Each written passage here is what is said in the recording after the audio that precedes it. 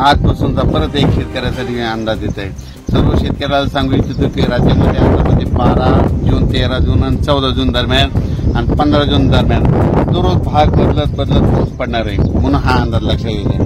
सर्व शेतकऱ्याला सांगू इच्छितो ज्यांच्या शेतामध्ये एकच जर ओल असले तर तुम्ही पेरणी करायला हरकत नाही।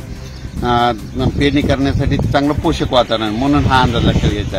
आणि परत एक शेतकऱ्याला सांगतो की म्हणजे आता सध्या खंड वगैरे काही नाही, उगाच घाबरू नका। काय होणार आहे, राज्यात पाऊस पडणार आहे, 22 जून पर्यंत पाऊस पडणार आहे। आज या तालुक्यात पडणार आहे, उद्या दुसऱ्या तालुक्यात पडणार आहे, म्हणून हा अंदाज लक्षात घ्यायचा। सर्व शेतकऱ्याला सांगू इच्छितो की राज्यामध्ये फक्त 15, 16 आणि 17 जून दरम्यान थोडी उघाड राहणार आहे, पण विदर्भात मात्र पाऊस पडणार आहे, म्हणून हा अंदाज लक्षात घ्यायचा। एकंदरीत राज्यात परिस्थिती बघितली तर राज्यामध्ये पश्चिम महाराष्ट्र, मराठवाडा आणि तसेच या भागामध्ये 12 जून 13 जून 14 जून 15 जून दरम्यान ओढे नाले वाहतील तसा आणखीन एक पाऊस पडणार आहे। काही ठिकाणी वाहुणी पडणार आहे, मुसळधार, कुठं रिमझिम पडणार, कुठं पेंडवालचा पाऊस पडणार आहे, म्हणून हा अंदाज लक्षात घ्या। विदर्भातल्या सर्व शेतकऱ्यांसाठी आनंदाची बातमी, विदर्भामध्ये आज म्हणजे 12 जून पासून आज विदर्भामध्ये बऱ्याच ठिकाणी पावसाला सुरुवात होणार आहे आणि त्याच्यानंतर विदर्भामध्ये देखील पाऊस वाढत जाणार आहे आणि विदर्भाची शेतकऱ्याची पेरणी देखील ह्या 20 तारखेपर्यंत सुरू होणार आहे, म्हणून ही विदर्भात शेतकऱ्याची आनंदाची बातमी। परत एक राज्यातील सर्व विभागावाईज घेतलं तर सर्वात पूर्व विदर्भात आज म्हणजे 12 जून पासून पूर्व विदर्भामध्ये पावसाला बऱ्याच ठिकाणी सुरुवात होणार आहे।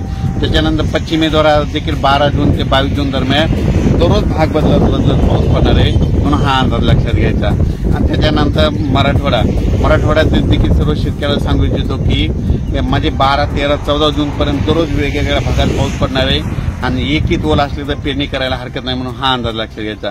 ओल जर नसले तर पेरणीचा निर्णय घेऊ नये, म्हणून हे देखील लक्षात घ्यायचं।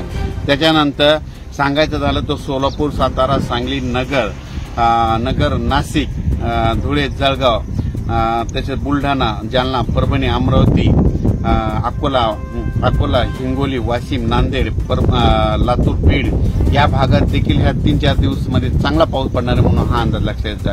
पण सोलापूर जिल्हा, धाराशिव जिल्हा, लातूर जिल्हा, बीड जिल्हा आणि सांगली जिल्हा म्हणजे आता ह्या 3 दिवसात मात्र आणखीन जोरदार पाऊस पडणार आहे, म्हणजे तिकडे ओढे नाले वाहतील, छोटे तरी असतील तर ते देखील भरणार आहेत, म्हणून हा अंदाज लक्षात घ्यायचा। अचानक वातावरणात बदल झाला तर परत एक मेसेज दिला जाईल।